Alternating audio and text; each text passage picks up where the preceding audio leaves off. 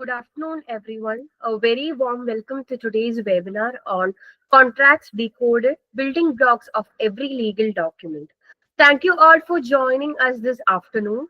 It's a wonderful session, and we have a such enthusiastic group of students, professionals, and legal enthusiasts coming together to explore one of the most fundamental aspects of law.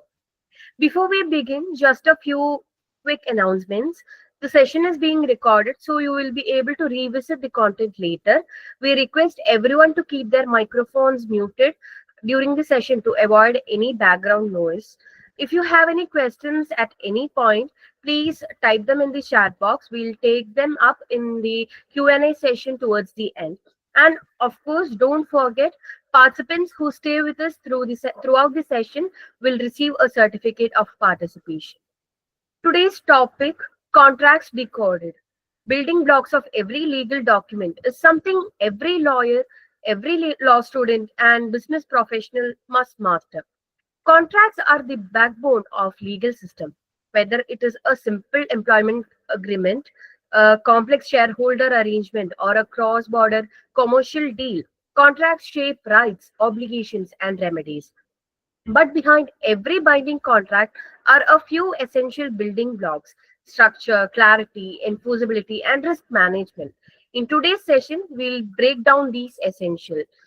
We'll understand how contracts are formed, what makes them legally enforceable, and the critical clauses that cannot be overlooked. Most importantly, we'll look at contracts not just as legal documents, but as tools to safeguard interests, manage risks, and build trust in professional relationships. By the end of the session, you'll have a clear sense of how to read, understand, and even draft contracts with a greater confidence. To guide us through this topic, we are honored to have with us Advocate Harshit G Gupta. Advocate Harshit is a practicing advocate registered with the Bar Council of Delhi since 2020 and a successful participant in the All India Bar examination of 15. He earned his BA LLB degree in 2020, and since then he has been actively engaged in litigation and advisory practice. He is also a certified mediation consultant and is empaneled with the Indian Institute of Arbitration and Mediation, bringing valuable expertise in ADR, alternative dispute resolutions. He has completed his LLM in Intellectual Property Rights in Technology Law at OP Jindal Global Law School, graduating with distinction with a CGPA of 7.375 out of 8. He has also cleared the Haryana Preliminary Judicial Services Examination twice in 2021 and 2023, showcasing how deep his commitment to academic and professional excellence is.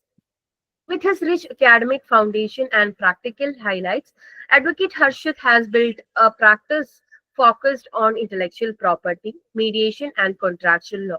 His experience and perspective makes him the perfect guide to help us decode contracts today. Harshit sir, we are delighted to have you with us. The floor is now yours. Thank you, Akshita, for your kind words. And it sounds good than what I am. So let's dive into the Indian contract law.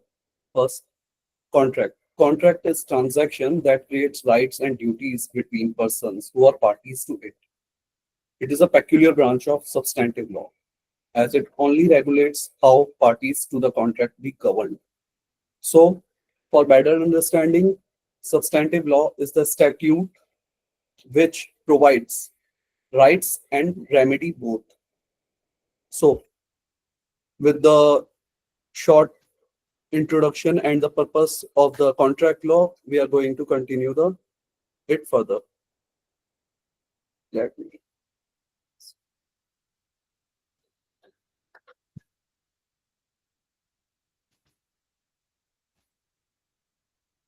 Yes.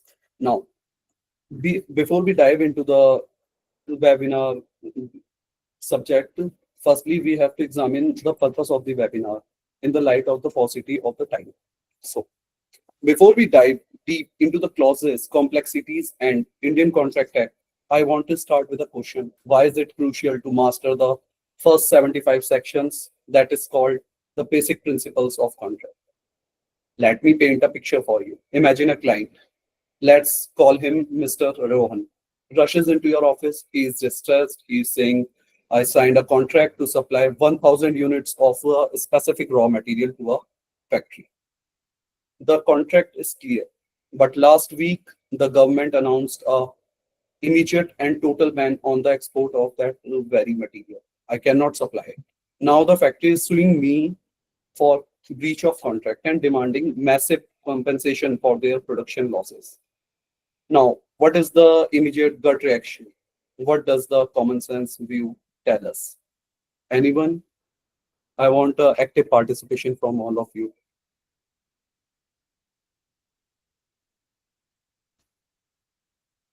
Anyone wants to answer this question? How will you tackle this situation?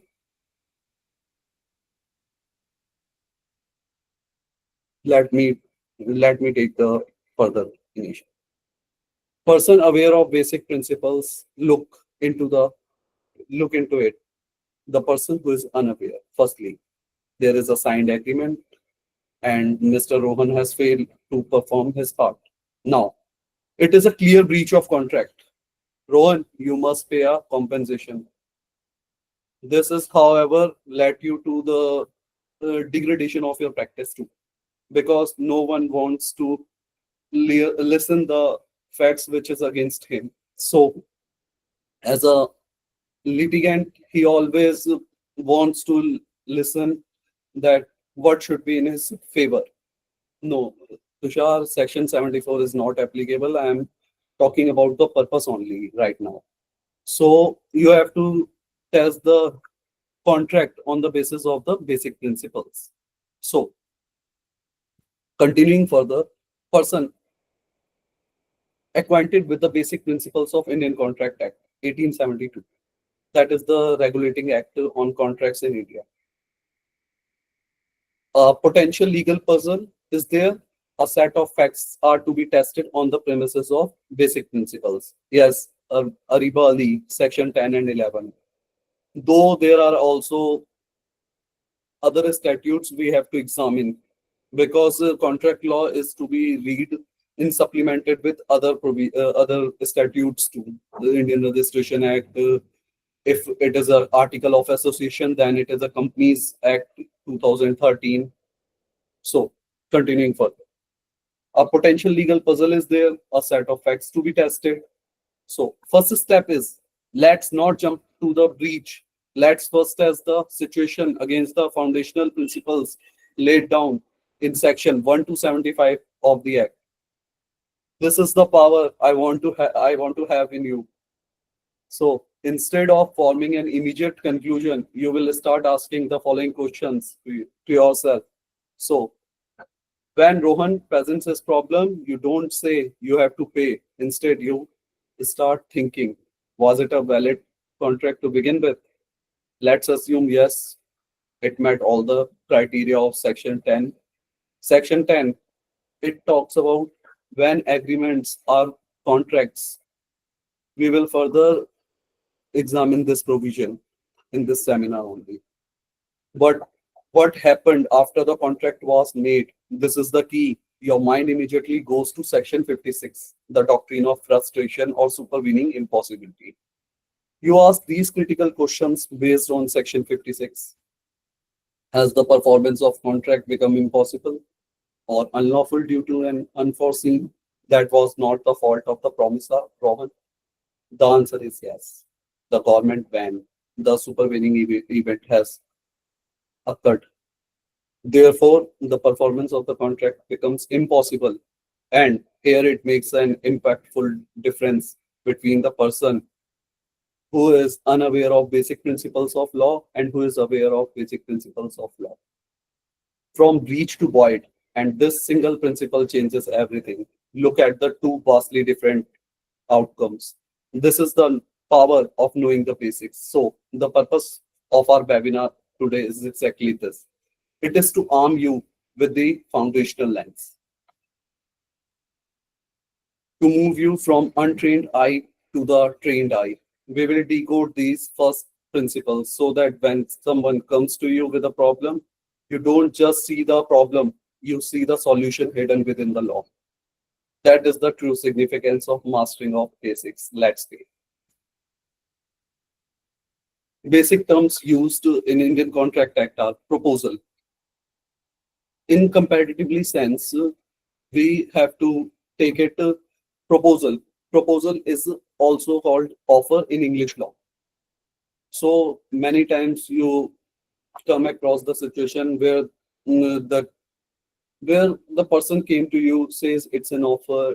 You are the law you are telling me is using the word proposal. So don't dive into that and make them understand that it is the English law term, and in India, Indian law, Indian Statute, Indian Contract Act, it is proposal.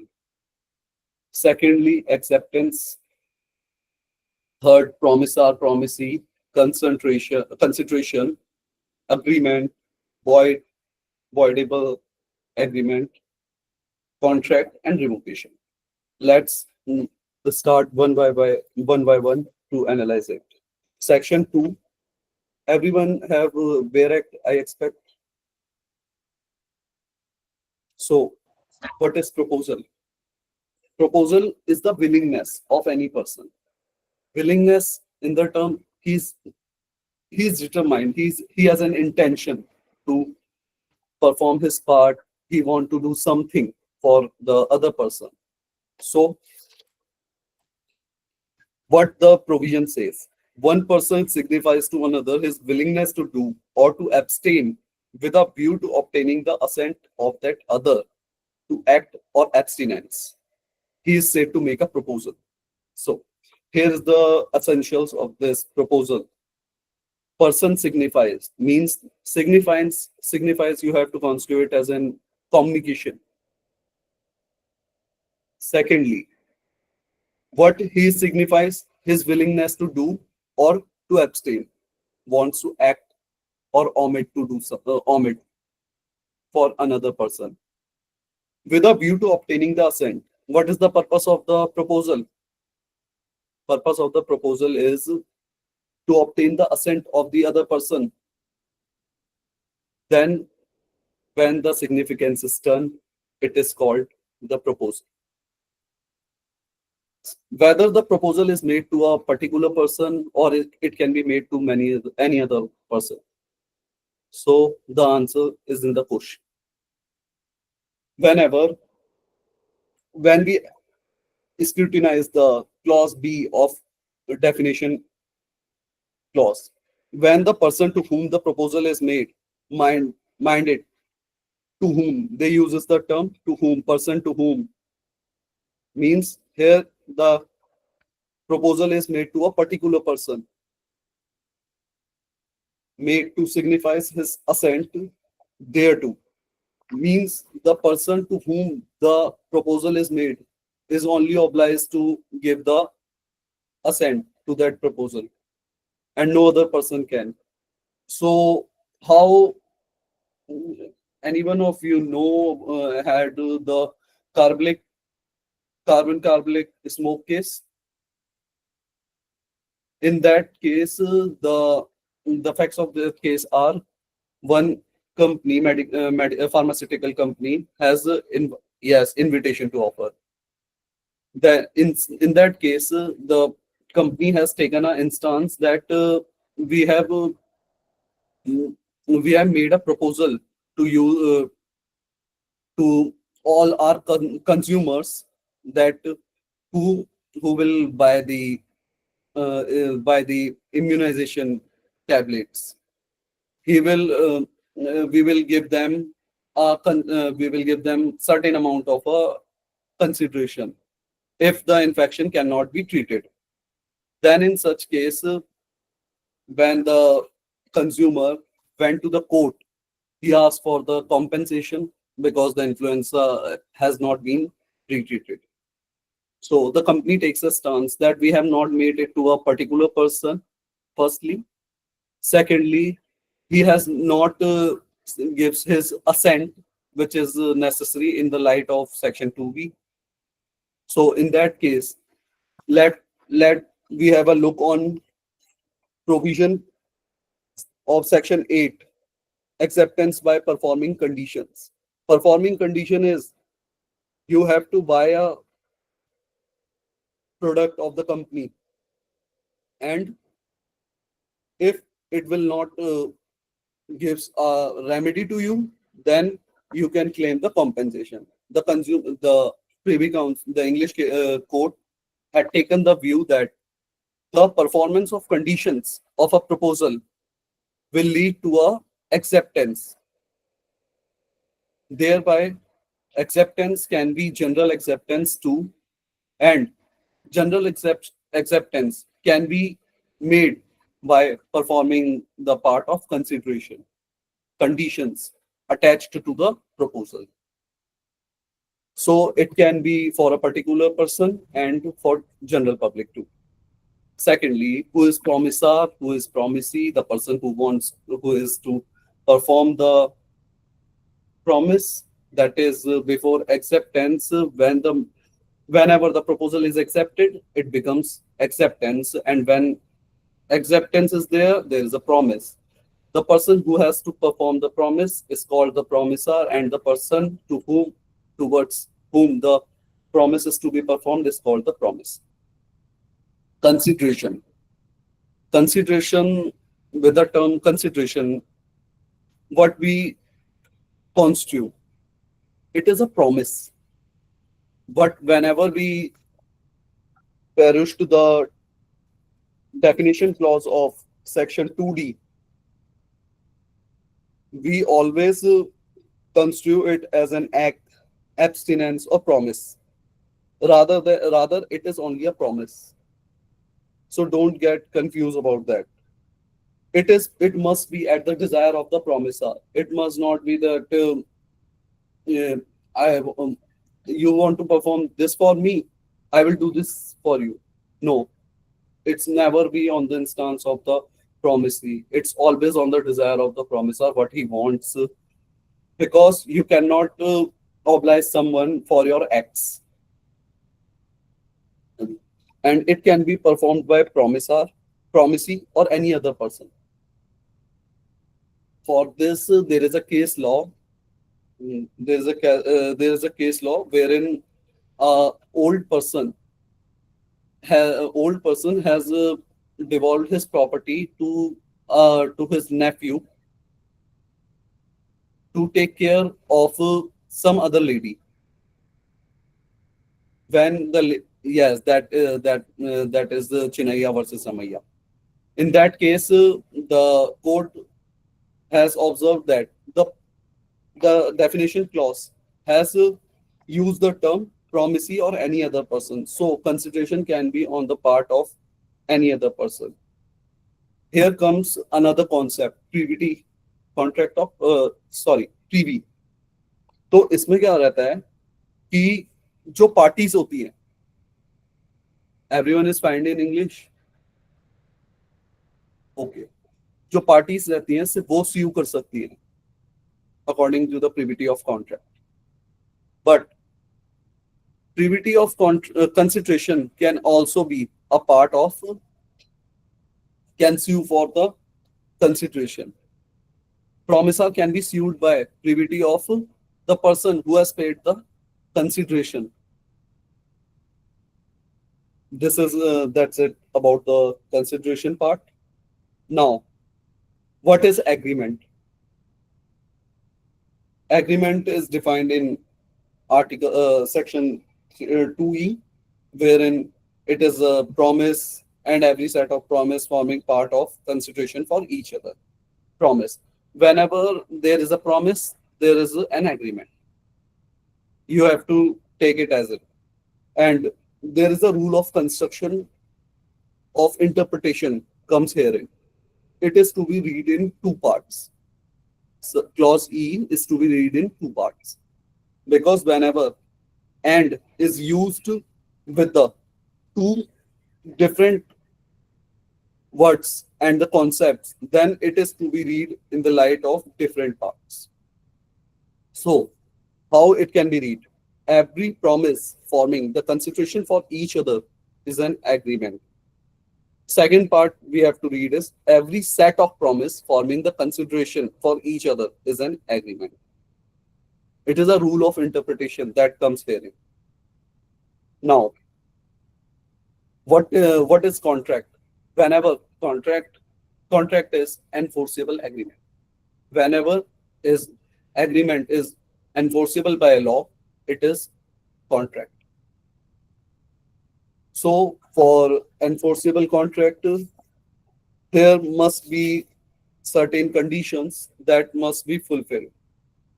Section 10 prescribes those conditions, which is definitely Poonam Kumari. All agreements are contract if they are. Five essentials are there. First, free consent. It is to be read with section 13, 14.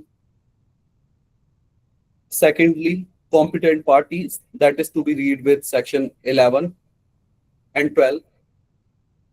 Third is lawful consideration and with a lawful object and are not and lawful object. And fifth is not hereby expressly declared to be void.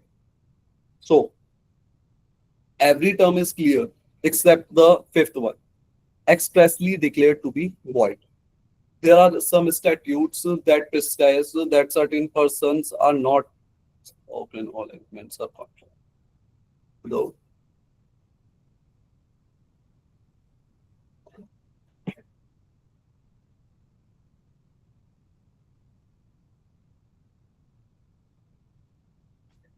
see, have the look on section 10. It what it says. All agreements are contracts. We have to go by words. For contract, there must be an agreement. Agreement must be enforceable and not sometimes it must not be enforceable by law. But contract must always be an enforceable agreement. If it does not have the legal sanctity, then it must not be, it is only a agreement and must not be a contract. That's it.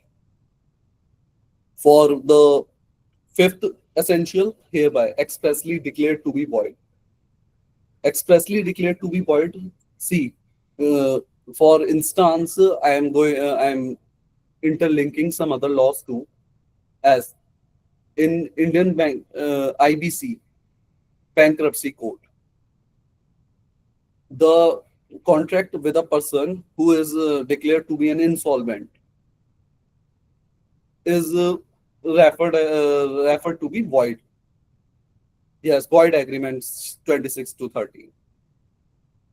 So expressly declared to be void is not only about the contract act, it is about the other statutes you have to examine according to the subject matter you are dealing with. If it is an employment contract, you have to perish the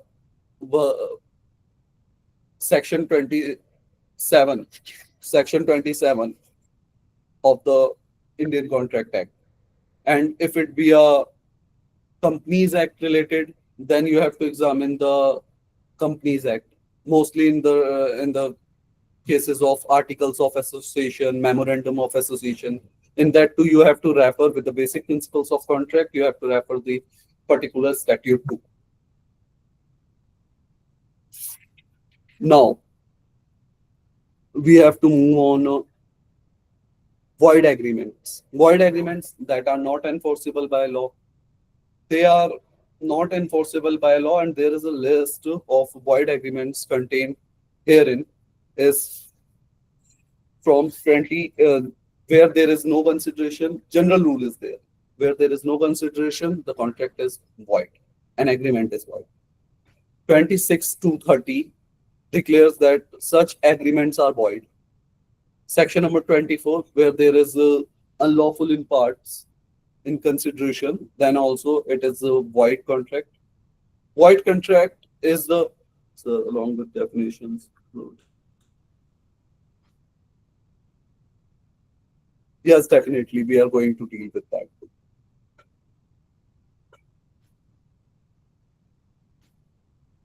Now, communication. We have to move on to the communication part due to the paucity of time. Contract Act provides for indirect communication, and that too in Section 4 of Indian Contract Act. Section indirect communication means where when earlier times the contract is concluded by sending a post and telegram and fax. Yes. Section 9 talks about implied and express, that contract can be expressed or implied, but yeah, there is a twist, or there are some rigors of law wherein not in every situation the contract is taken to be implied, because we have to perish the provisions of Section 7 Arbitration and Conciliation Act. Today, in the today's time, it is important to mention a contract uh, of ADR clause in the contract, where incorporate either being rent agreements, either being any of the contract which we are dealing with. Either we can also take a recent instance of America, US. There is a statute that provides whenever an employee is harassed or molested by another employee, there is a provision which said that there must be an arbitration, had to be must have to be a mediation takes place between them, and the decision taken by it is to be binding on both the employees, or employee or employer, as the case may be. So in that case also, but that was overruled by the court, and the provision was struck down. So while drafting the contract, you have to take care of that the particular clauses mentioned therein is required to be in mandatorily be to be expressed, or it can be taken as implied. Section 7 of Indian Arbitration Act, Arbitration and Conciliation Act 1996, talks about that arbitration clause must be in writing. It can be a part of a contract, or it can be a separate. It can be enunciated separately. So Section 9 is to be read with other statutes too. Section 8, we have already discussed that acceptance can be made by performance of conditions of proposal, as it was observed in the case of carbon carbolic smoke ball case, and secondly by acceptance of consideration. There is a in that case acceptance is taken by the consideration, because the money is paid there at at such case. Now, when agreement becomes contract, we have discussed all five essentials, voidable contracts. Now, whenever a contract is vitiated by coercion, undue influence, fraud, and misrepresentation.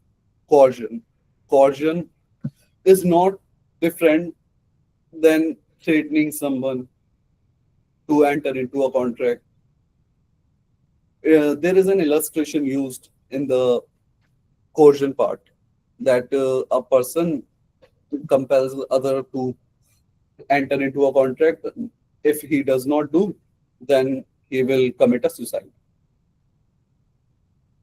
It is also mentioned in section 15, that deals with the coercion, that it is immaterial whether the IPC is in force where the contract was executed.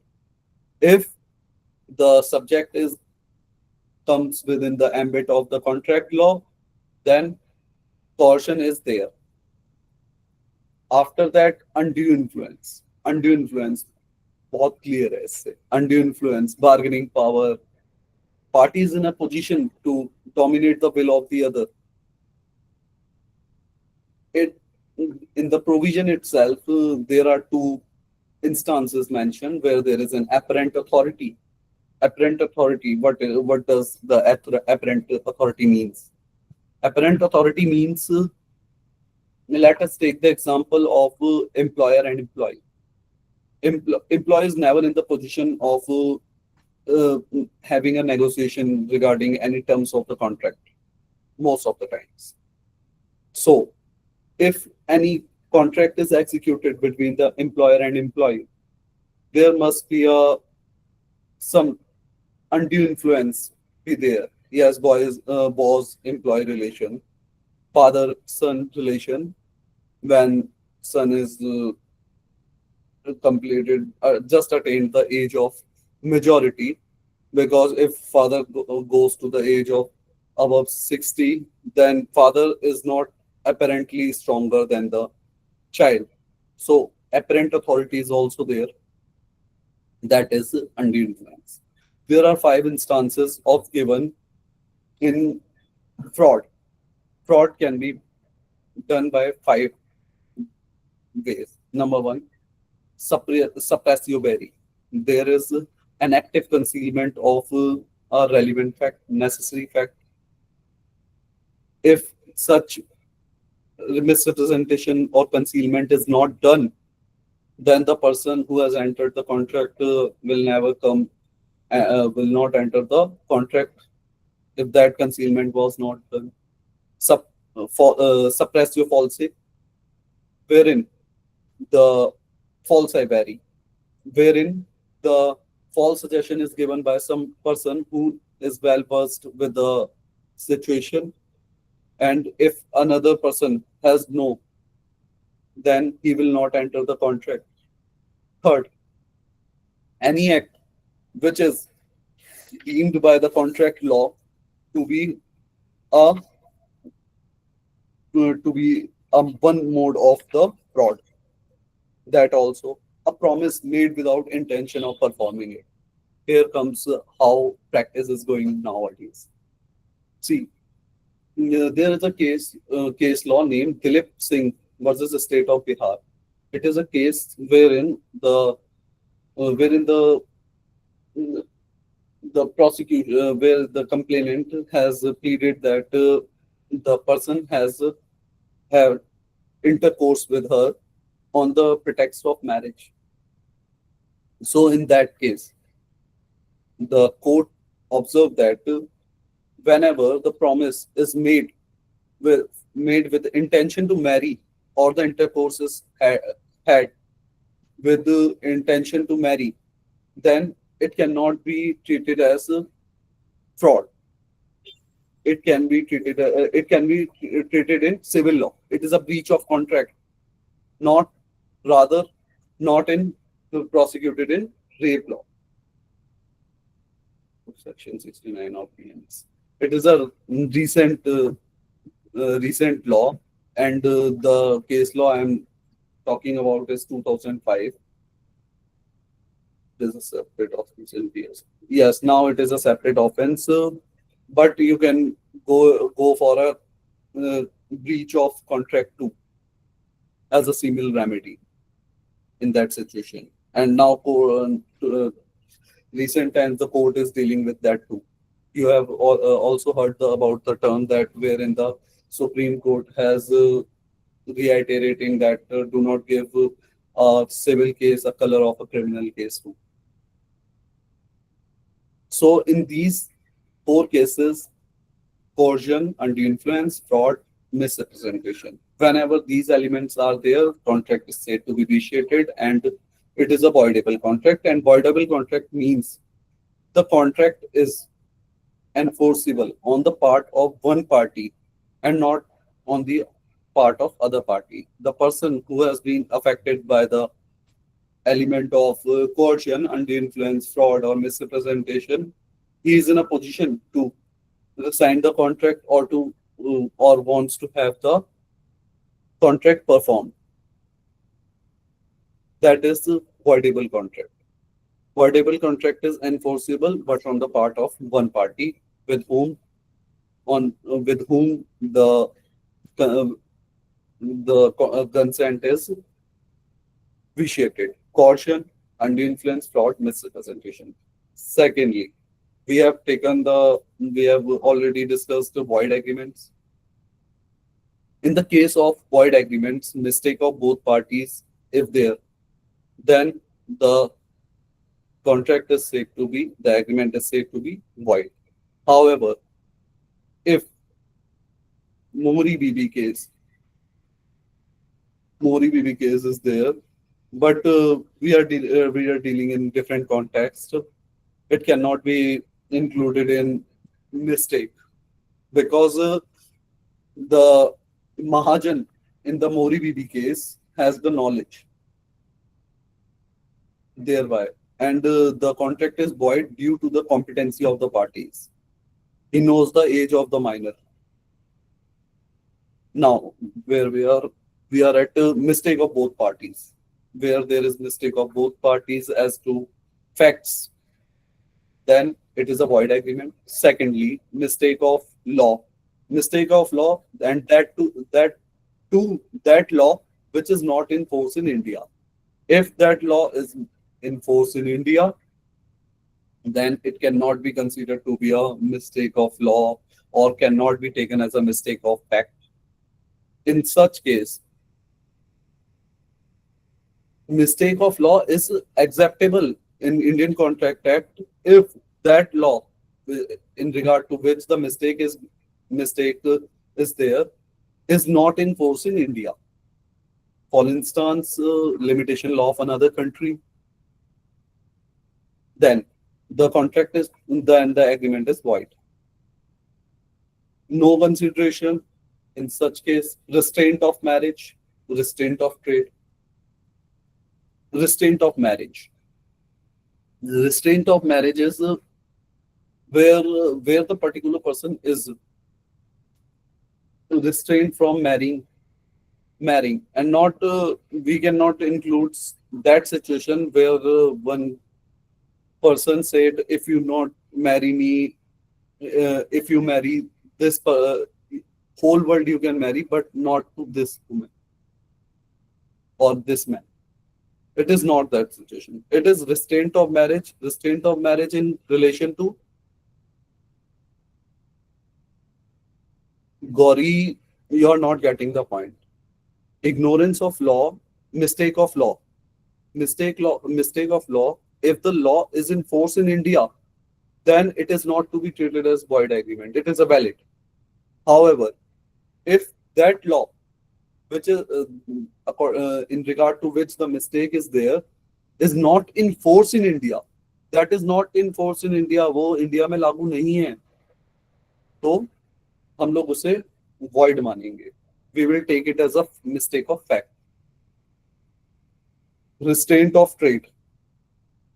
Restraint of trade means there is the provision talks about the partial restraint, and it also gives an exception where the goodwill is sold to one person and the restraint is only for a reasonable period of time or for the reasonable limits of the geographic area, then it is a valid. The provision never the legislature never intends to make that agreement void, which is partially restraining the person. Now, restraint of legal proceedings. Restraint of legal proceedings means, see, for recovery of suit, there is a limitation period of 3 years. But me and another person has executed a contract where, being a pretty or being a clever person, I enunciate a term that if within 2 years you have not instituted a suit, you have no remedy. I am restraining the legal right of that person. It falls within the ambit of Section 28 of Indian Contract Act, and such contract is not valid because restraint of legal proceedings is not is not legal in India. It is invalid agreement. It is void. So, moving on to the next topic, meaning of agreement, which is uncertain and capable of being certain. So, let us take an instance where we have made a contract wherein the terms are so ambiguous that it cannot be understood. And having all our efforts, we are unable to make it certain what the agreement is executed about. Such such agreement is void. However, if the contract is ambiguous and the meaning can be certainable by some efforts, then it can be valid. Wagering agreement. Wagering agreement. For wagering agreement, always remember two things. There must be a mutual gain or mutual loss. Firstly. Secondly, there is an uncertain event. If this, for instance, if this particular event happens, that is uncertain event, I will pay X mm, X rupees of 5,000, and if this event not happen, he will pay me the 6,000 rupees. There is a mutual gain and mutual loss. That situation is a wagering agreement, and wagering agreement is defined by Lord Anson in the case of Carblick smoke ball case. Now, X betting, you can say yes, section 30. How contract can be discharged. There are four modes by which the contract can be discharged. Number one, performance. Performance is to be read with section 37, 40, and 38. Section 37 said that whenever contract is executed, it must be performed either by the promisor himself or by any other person. Section 40 talks about whenever if the intention of the parties is to perform the contract by their self, then it must be performed by them only. Section 38 of Indian Contract Act talks about the conditions. It is also called, the provision is also termed as tender of performance, tender of offense, offer. So it enunciates the conditions how offer can be made. Firstly, it must be at reasonable time. Whenever a contract is offered to be performed and by any other person, an opportunity must be given to the promisee that he think that such person is capable of performing the contract. Such person is really willing to perform the contract, and if it is related to the delivery of things, then he must have the opportunity to examine the contract. So, for drafting, you have got so many points in that. You have to mention by whom it is to be performed, or if the promisee uh, wants that it must it he needs only to be he wants only the performance of the contract, then from other party also it can be performed. And for arbitration, there must be an arbitration if the party wants, and it is not in restraint, it is not considered to be a restraint of legal proceedings under section 28, because it also incorporates the exceptions to it. So there are so many points when you go through the basic principles we have discussed. You got to you got that you will how you have to draft a contract. Now, third situation, second mode of discharge of contract, breach. Breach. So many of you are talking about the breach of contract. If the contract is rightfully rescinded, then the person can claim compensation or damages under section 75. Rightful is there is something breach is rightful? You have a question there. So breach can be rightful when in the case of voidable contracts. where one party has the option. That party, if wants to get the contract performed, then it can go to the section 10 of a specific relief act, wherein wherein the specific performance of contract is given. But that specific performance of contract is given only when the said contract does not fall within the ambit of 11 clause 2 of the specific relief act, section 14 and section 16. Section 16 provides the personal bars. Section 14 talks about the contracts, parties in contracts which are not performed, which cannot be performed. And 11.2 talks about where the trustee has executed the contract in excess of his power. Any doubt in this?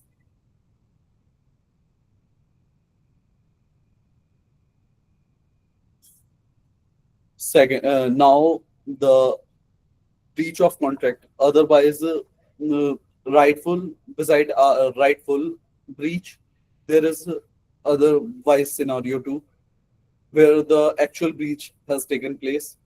That is under section 73 and 39. Section 73 talks about the actual breach where the party breaches the contract, broken the contract, and this section 39 deals with the anticipatory breach of contract. Anticipatory breach of contract is where the promisor makes himself entirely or in part unable to perform the contract. He don't want to perform the contract, then it is said to be anticipatory breach of contract. Anticipatory breach of contract, in anticipatory breach of contract, you can claim the section 73 remedy or 75. If you go before the date of the performance of the contract, that this person has make him unable to in its entirety, making himself unable to perform the contract, and he never intends to perform the contract, then it is a anticipatory breach of contract, and you move to the section 75 remedy. You are you are rightfully breaching the contract. Secondly, if you another option is you can wait for the day of performance, and when the day of performance arrived, you can have a recourse to the remedy of section 73 of Indian Contract Act. Now, the third remedy is third mode of discharge of contract, excused by law.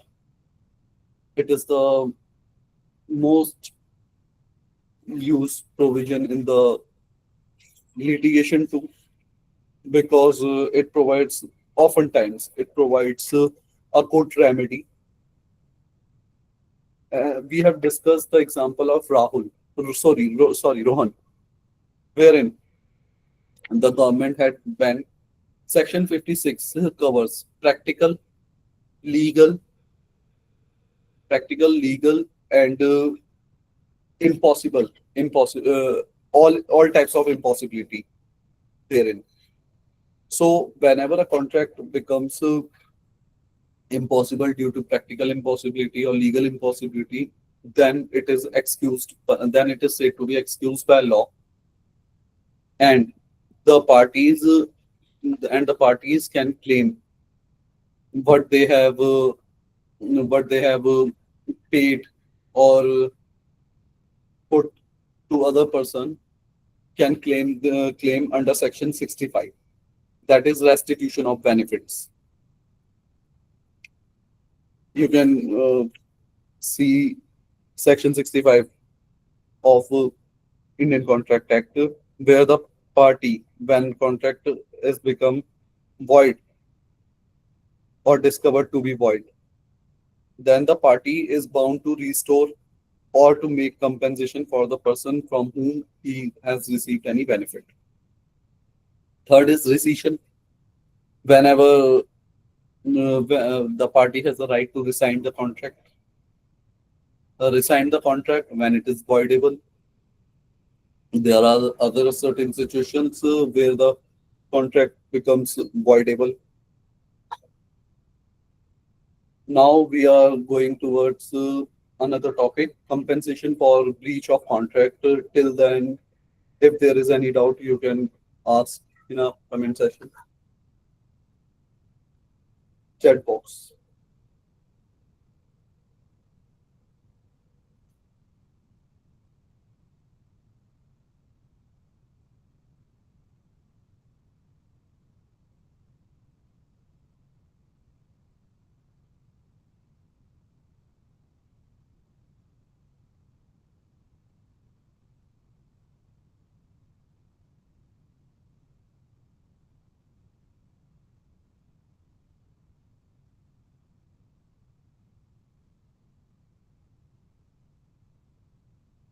Sir, you are on mute. I'm assuming that all have understand the basic principles which we have dealt till now. Then moving ahead, if anyone has any doubt, we can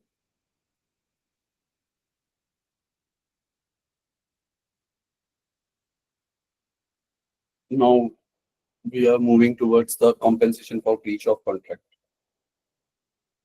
Section 73 and 75 are the provisions that deals with the compensation for breach of contract. And section 73 is the verbatim. Verbatim means it is a copy of the principles laid in the case of Hartley versus West Indies, what what the case talks about and what the provision talks about. We are discussing compensation or damages. The parties can claim on account of breach of contract is those which arose naturally in usual course. You cannot claim that I have if you are a if you're any manufacturing company and your machine gets damaged, you cannot claim from the mechanic that I have got that much order, and because of you, you have given this date uh, and delivering my machine after this date, I have that huge loss. You cannot ask for that. However, if at the time of making a contract, you have told about the special circumstances and the promisor have knowledge about your special circumstances, then you can ask that uh, special or special compensation or damages for those special circumstances. Otherwise, you can. That is provided in section 73 and section 75. Now, section 74. You have seen a term in contracts. If you have if you have gone through any other contract, then you can see the term. If Mr. A not able to perform this contract or not able to deliver this property or not able to perform his part, such amount he is required to pay. In recent times, there is a situation wherein the builders are obliged, if they are unable to deliver the flat beyond before this date, then you cannot then you have to pay this much amount as a fine or penalty. There is a term. So section 74 talked about this one. So if we go through this provision, you can see what they have incorporated. When a contract has been broken, if a sum is named in the contract, that is, if the particular person has not executed his part, then he has to pay, or he has to pay this percentage of money. Then the party complaining of breach is entitled, whether or not actual damage or loss is proved to have been caused thereby, to receive from the party the reasonable compensation. So there is a twofold gray sides in this provision. Firstly, that the party gets the reasonable. If if there is a contract that if the particular flat is not delivered beyond before the 4th October, then the builder is to deliver flat with 10 lakh of compensation. Then court is not bound by that. He is required to examine what is the reasonable compensation. Incorporation of a particular amount in the contract does not mean that you have to pay that much contract.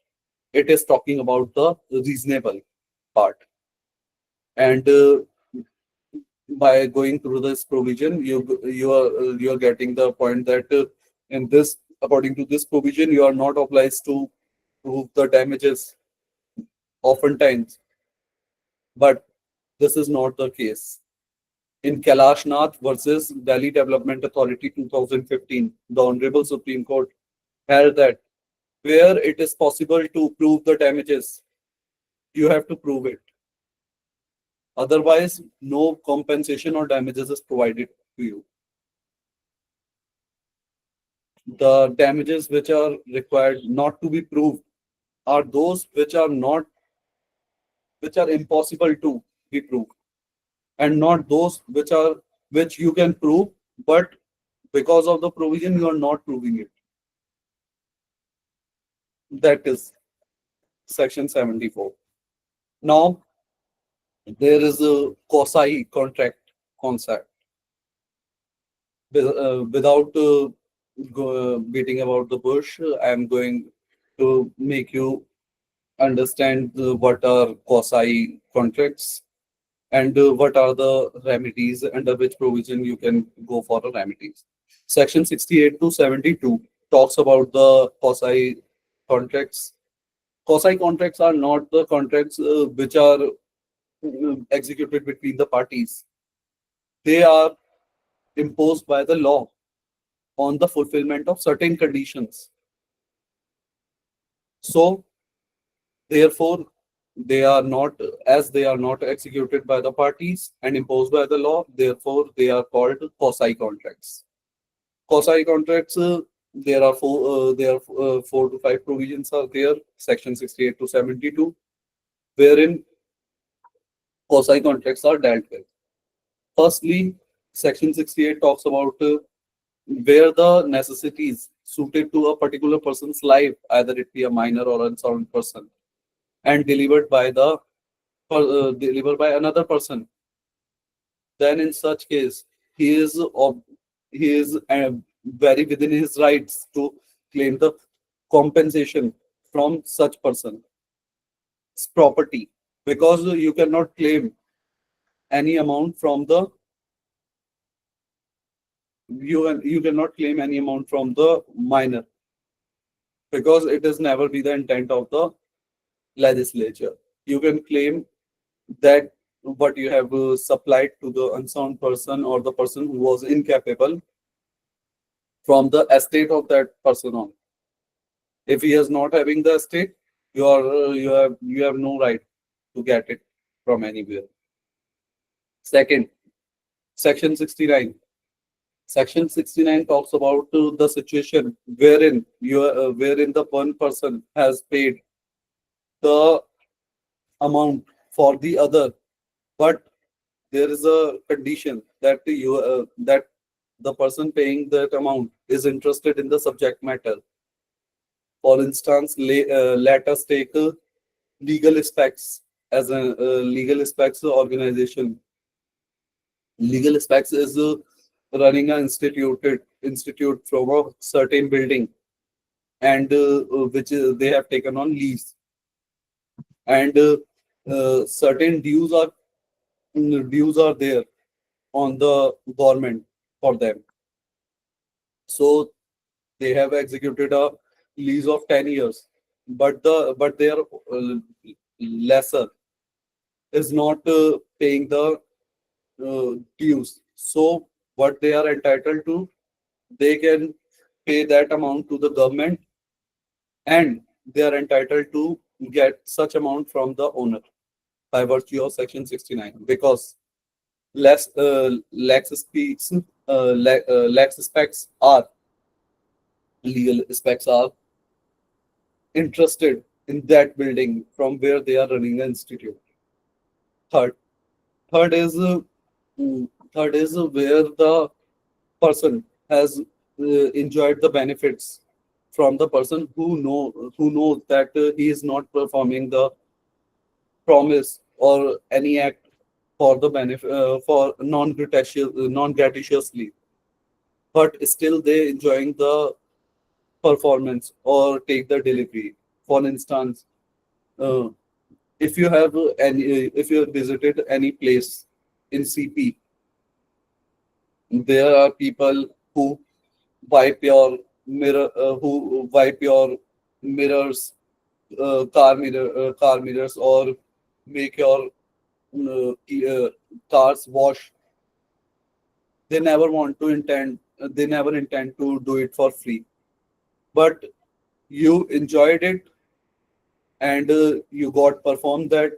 Therefore you are obliged to pay to them the certain amount for their performance. And now 70,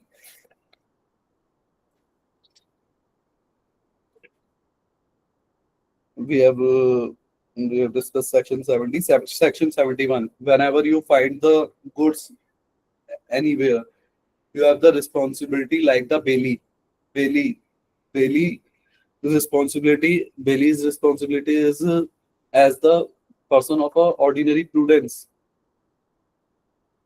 What a person of ordinary prudence take care of such good. In that manner, you have to take care of such goods. Now, section 72.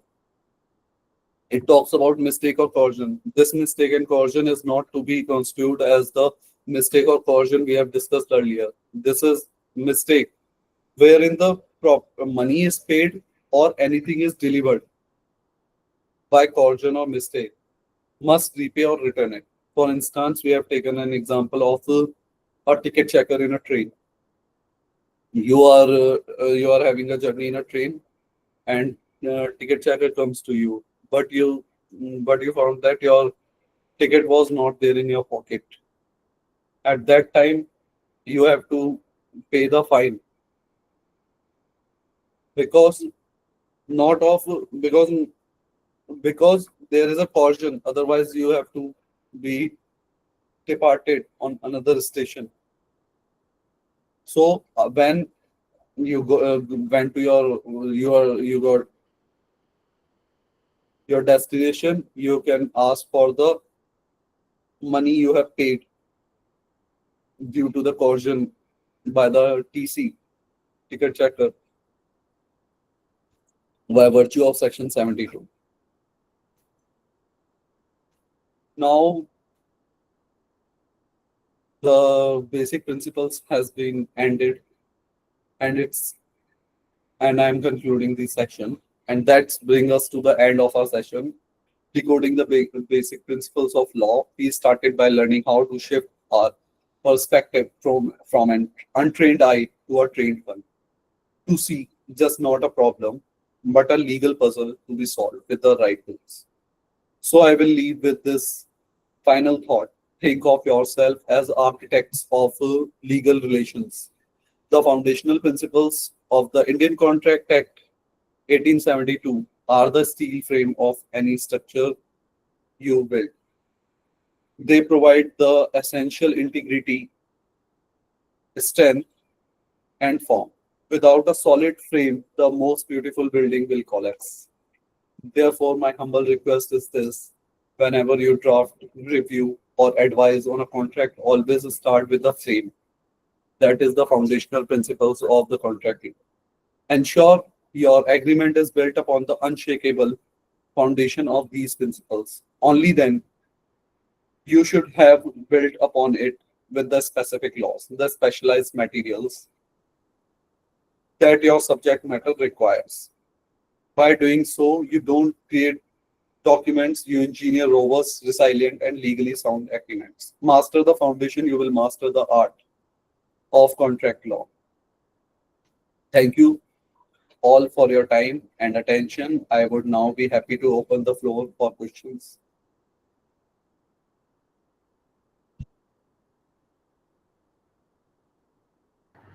Thank you so much, sir, for that insightful and practical session. I'm sure our audience has gained a lot of clarity on contracts and their essential building blocks. So we'll move on to the question and answer session. If you have any questions, please go ahead, unmute yourself and ask him. And also, if you can't unmute, you can drop them in the chat box. We'll address as many as possible in the time we have.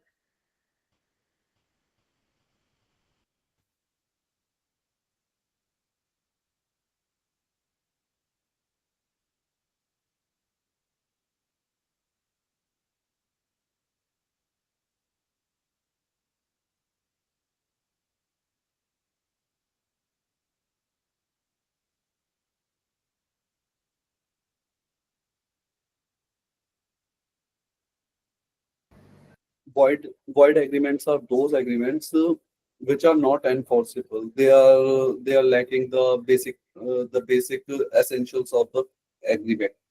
Firstly, the section 10 ingredients, and secondly, they are falling within the ambit of 24, 25, or 26 to 30. It may be a favoring agreement, restraint of trade, restraining the legal proceedings, marriage, restraining the marriage. These are the void agreements. And voidable agreements are enforceable. You have no chance to execute the void agreement. One, but the voidable agreements are enforceable on the part of other party. That is the party not in fault.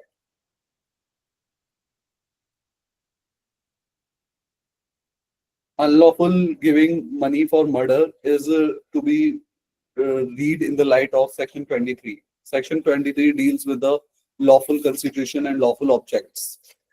So there are given the few instances where we can conclude whether the constitution or objective of the contract is lawful or not. It is forbidden by law. I think murder is forbidden by law. That's why the contract cannot be executed. It is not a contract. It is not legally enforceable because it is forbidden by law. And beside this, there are other three things here, in which the consideration and objects are unlawful. Firstly, that by nature, if it would be permitted, it would defeat the provisions of law or is fraudulent. Secondly, it involves or implies injury to person or property of another. If the contract is implying or directing towards the injury to any person or property, then it is also a unlawful contract.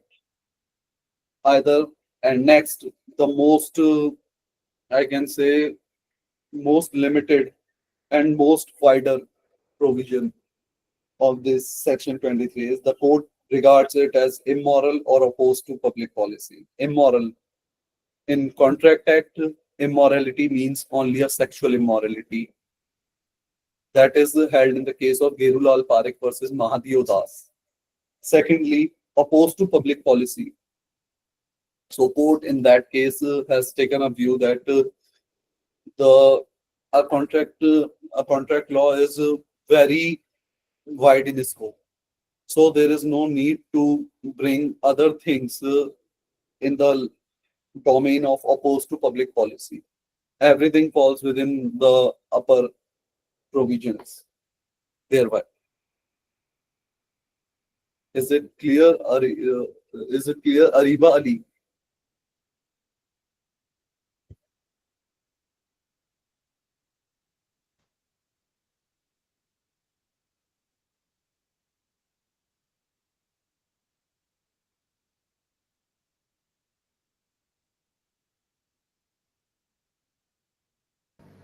Anyone is having any other doubt?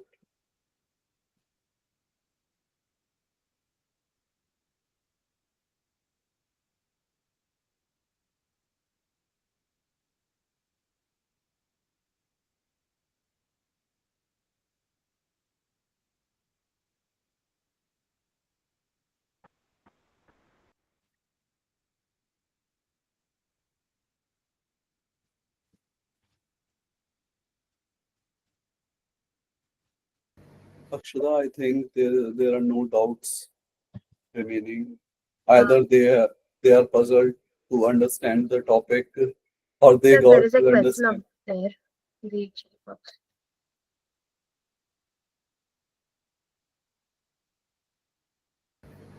See, indemnity is the promise, is a contract wherein one person promises another to save from the loss incurred to him by the by because of him, the person giving the indemnity, or from any third person he has particularly mentioned about.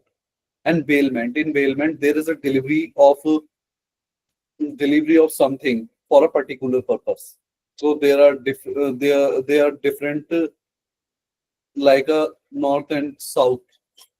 That's what I going to meant.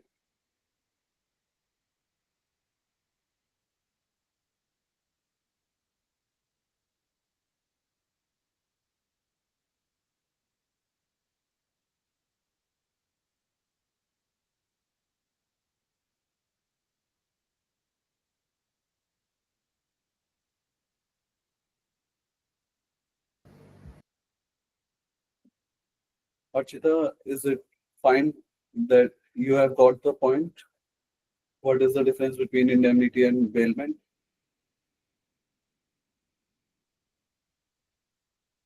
Well,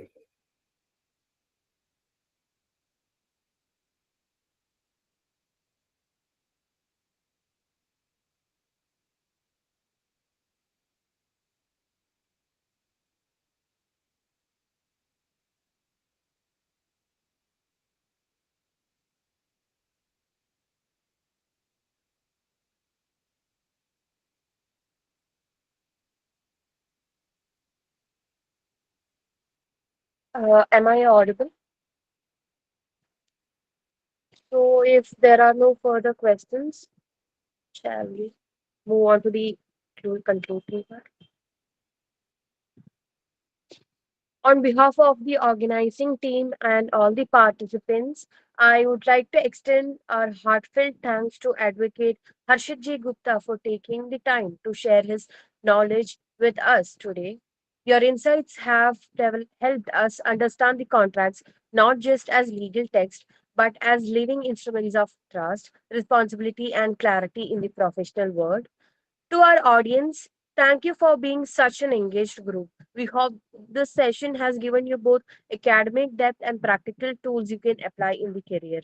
Please don't forget to fill the feedback form that has been shared in the chat box, which is important for your certificates. Also, your responses will help us improve and bring you even more relevant sessions in the future.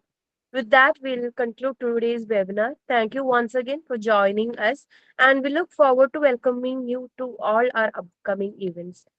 Have a good afternoon. Thank you. thank you.